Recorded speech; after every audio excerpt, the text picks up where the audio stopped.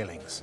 Yeah, this is really a wholesale central intervention in the council. 5 commissioners who are going to report directly to Eric Pickles taking over these services. The council does have 14 days to make representations, but as you say, the cabinet has resigned, so it is unlikely that they will have much to complain about here. And then wholesale elections in 2016, so the people of Rotherham can elect an entirely new team that they can trust in. As you say, he said it was with a heavy heart because he would prefer to devolve responsibilities to councils, but he says this was a truly rare and exceptional case that left him with no choice.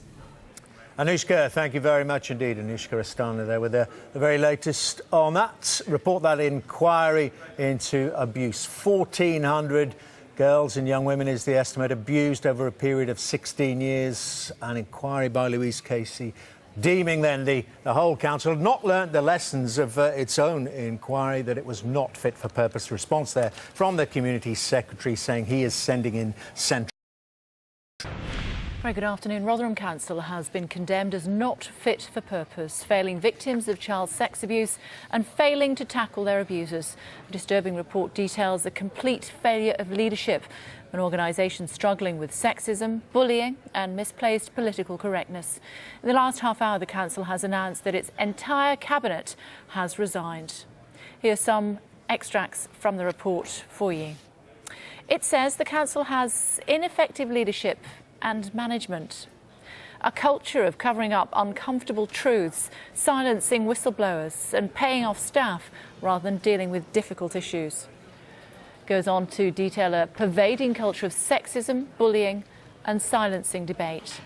The issue of race, it says, is contentious, with staff and members lacking the confidence to tackle difficult issues for fear of being seen as racism.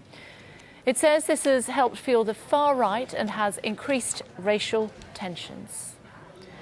Finally, as we let down victims, it says Rotherham Council has allowed the abusers to go unpunished. Little or no action is taken to stop or even disrupt their activities.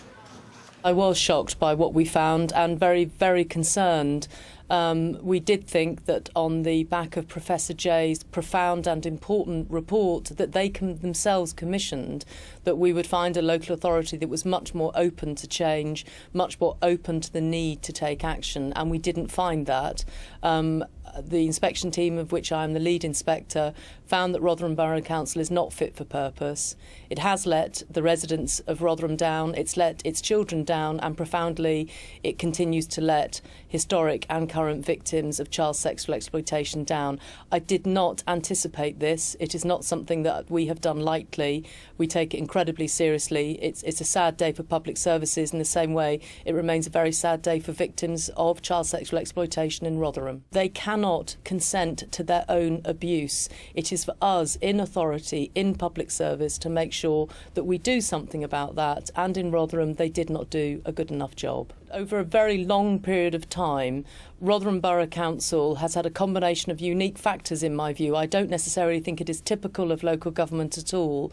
A leadership that couldn't get a grip of the problem of child sexual exploitation, didn't ask enough questions, didn't take enough action. They didn't hold the police to account. They bring the Pakistani heritage community into disrepute. They, like me, like all of us, would want all criminals rooted out in any community and dealt with. So by wringing their hands, by being not able to deal with that issue, in many ways, in my view, they made it much worse. And we're just hearing from the National Crime Agency. They have said there are a number of potentially criminal matters identified in Louise Casey's report into Rotherham Council. That no doubt means that they will be investigating as a result of Louise Casey's report. National Crime Agency saying they want to know more about a number of potentially criminal matters. Mike McCarthy is in Rotherham for us. Hello to you, Mike. Could these children and the parents of these children have been let down any further by this council? It's hard to imagine, isn't it, something that could be more damning of a local council in the United Kingdom. I think the words of Louise Casey, who published this latest report, sum it all up when she says that Rotherham Metropolitan borough council is not fit for purpose. She goes on to say as well at the end of the executive summary of her report, which is the core of that report, that Rotherham Council goes to some length to cover up and to silence whistleblowers. Rotherham Borough Council needs a fresh start. Now, as far as the victims of the sexual abuse in Rotherham are concerned, I think a lot of them may be saying today, and certainly the ones that we've spoken to are saying, this is shocking, but this is what we expected.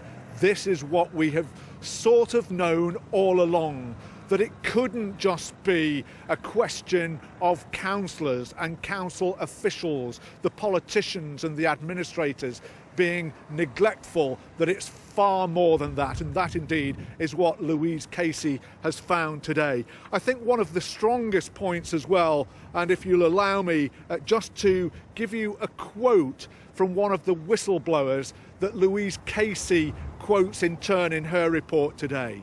This is what the whistleblower had to say. I stepped forward on behalf of young people. It cost me my job and my career. I feel it was worth it. I'm proud to have done so, despite the cost to my health and financial situation. And this whistleblower, who is unnamed, goes on to say, the machine at Rotherham Council doesn't work, won't listen, and simply exists to cover up and destroy. Well, I think another thing that the victims will be saying today is Rotherham Council, if they hadn't before, have finally met their match. Commissioners will be coming in, led by a managing director type figure. The whole of the council cabinet, as you say, Kay, has resigned, and effectively this council behind me now will be run by an outside body of people instead of those elected to run it in Rotherham itself. OK, Mike, for now, thanks very much indeed. Well, the MP, Sarah Champion, actually, I was chatting to her a couple of weeks ago when I was up in Rotherham just after Christmas. She talked about the Rotherham child sex abuse inquiry as it related to a previous report back in August. What's she been saying about this latest one? Very well researched, it's very robust, and I accept it in full. And I really welcome the intervention package that's being put in place, because Rotherham does deserve better. It has been let down. It is heartbreaking, but it is also disgusting, and every page has got a new horror on it. What I would plea, though, is that the Secretary of State puts resources in place so that we can move forward. I've been asking for 5 months for resources specifically to help the young people move on with their lives, and we're not getting that. We need that.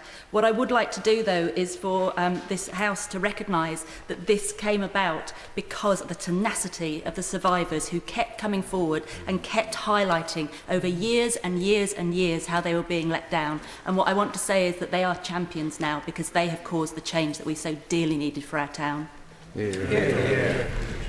Well, I agree with everything the Honourable Lady said, and I do. It was certainly my intention. Eric Pickles agreeing with the MP for Rotherham, Sarah Champion, talking about this latest report into the goings-on at Rotherham Council. The whole of the Cabinet Council has now resigned, and the latest we're hearing is that the National Crime Agency is saying a number of potentially criminal matters have been unearthed as a result of this latest Rotherham Council